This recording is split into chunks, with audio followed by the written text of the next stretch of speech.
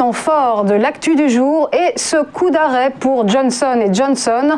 Le groupe pharmaceutique américain a décidé de retarder le déploiement en Europe de son vaccin Janssen contre le Covid-19. Décision qui intervient après celle des autorités sanitaires américaines de recommander une pause dans son utilisation.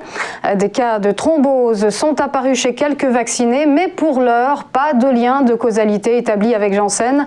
Une enquête est en cours. Jackpot pour Alstom, 2,7 milliards d'euros, c'est le montant total du contrat juteux signé avec le Danemark.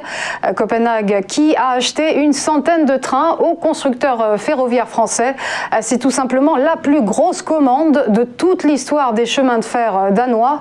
Alstom qui accumule les bonnes nouvelles actuellement avec la commande de 12 trains à hydrogène la semaine dernière par 4 régions françaises. Enfin, 2021 qui s'annonce prometteur pour LVMH. Le leader mondial du luxe a ouvert le bal des résultats trimestriels hier et ces résultats sont réjouissants.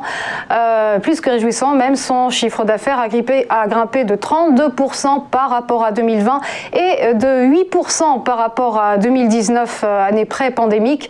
LVMH qui franchit les 300 milliards d'euros de valorisation boursière. Une première pour un groupe français et on y reviendra dans le courant de notre émission.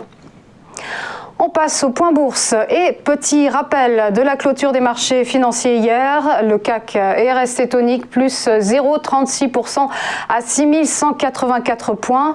Nouveau plus haut en clôture depuis le 16 novembre 2000.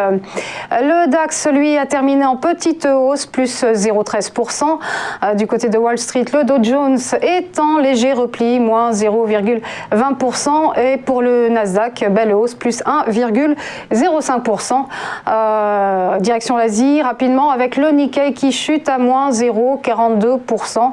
Et enfin, un mot du Bitcoin, la star des crypto-monnaies qui continue de caracoler, dépassant la barre des 64 000 $, soit 53 554 €. Voilà, restez avec nous, à tout de suite pour Chronodax.